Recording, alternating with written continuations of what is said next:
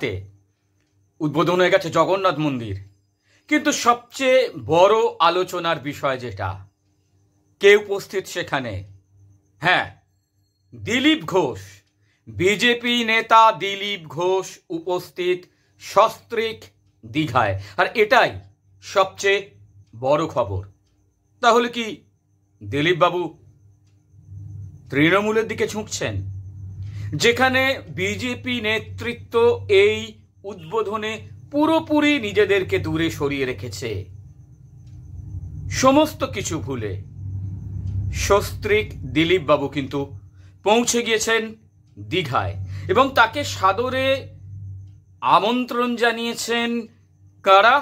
চন্দ্রিমা ভট্টাচার্য, অরূপ বিশ্বাস, কুণাল ঘোষরা। শুধু তাই নয়, পুরো মন্দির চত্বর দিলীপ বাবু এবং তার স্ত্রীকে পুরো মন্দির চত্বরের ভিতরে ঘুরিয়ে দেখিয়েছেন, আর দিলীপ বাবু মন্দির দেখে একেবারে উচ্ছ্বসিত। যদিও ড্যামেজ কন্ট্রোল করার চেষ্টা করেছেন দিলীপ বাবু, তিনি অবশ্য বলেছেন যে আমি রামেরও ভক্ত, আমি জগন্নাথ দেবেরও ভক্ত, তাই মন্দিরে যে কেউ আসতেই পারে।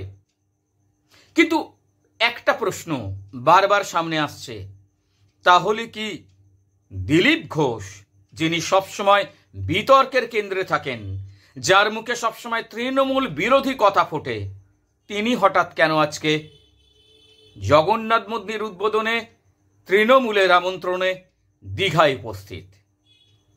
এবং সবথেকে মজার ব্যাপার, যখন এই মন্দিরের শিলান্যাস হয়েছিল তখন কিন্তু মুখ্যমন্ত্রীর পাশে উপস্থিত ছিলেন কে?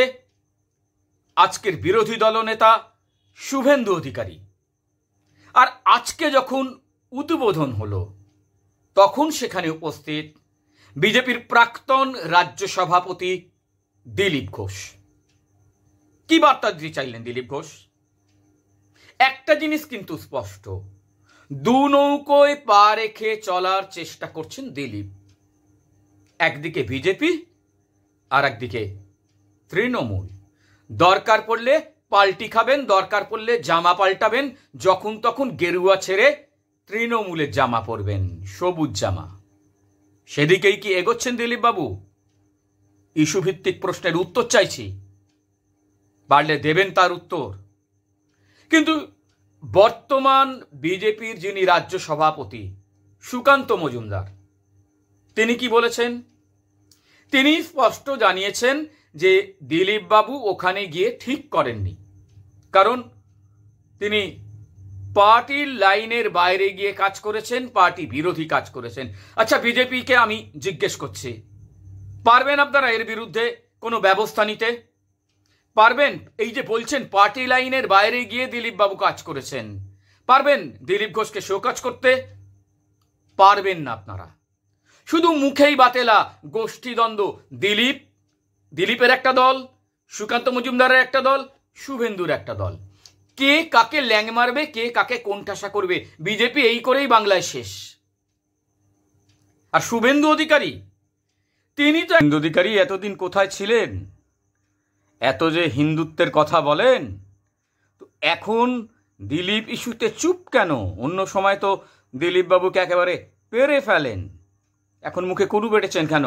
কোথায় আছেন? আর বিজেপি নেতৃত্ব, তাদের কাছে চ্যালেঞ্জ রইল, যদি ক্ষমতা থাকে দিলীপ ঘোষকে শাস্তি দিয়ে আপনারা দেখান। পারবেন না আপনারা। বাংলায় যেভাবে গোষ্ঠীদ্বন্দ্বে জেরবার বিজেপি, দিলীপ ঘোষের একটা দল, শুভেন্দু অধিকারীর একটা গোষ্ঠী, সুকান্ত মজুমদারের একটা গোষ্ঠী, সব মিলিয়ে কিন্তু এই বাংলায় জরাজীর্ণ বিজেপি। আর তার পুরো ফায়দা কারা নিচ্ছে? শাসক দল পুরো ফায়দা নিচ্ছে। কোনো বিরোধী বলে কিচ্ছু নেই, বিরোধী বলে যেটা আছে সেটাকে বিরোধী বলে না। যদি তাই হতো, আজকে দিলীপ ঘোষ বঙ্গ বিজেপির যদি পার্টি লাইনের, বঙ্গ বিজেপি কেন, বিজেপির পার্টি লাইনের যদি কোনো কিছু না মেনে, পার্টি লাইন না মেনে, তাহলে কিন্তু দিলীপ বাবু আজকে উপস্থিত হতে পারতেন না দীঘায়। কেউ কাউকে তোয়াক্কা করে না, বিজেপি নেতৃত্বর কাছে তাই চ্যালেঞ্জ, যদি ক্ষমতা থাকে আপনারা দিলীপ ঘোষকে শাস্তি দিয়ে দেখান। পারবেন না আপনারা, সেটা বুঝে গেছে বাংলার মানুষ, বুঝে গেছে সবাই। আর দিলীপ বাবু দিব্যি আছেন, দু নৌকোয় পা রেখে চলছেন। যখন তখন জামা পাল্টানোটা দিলীপ ঘোষের কাছে একেবারে কি বলবো, জল ভাতের মতো।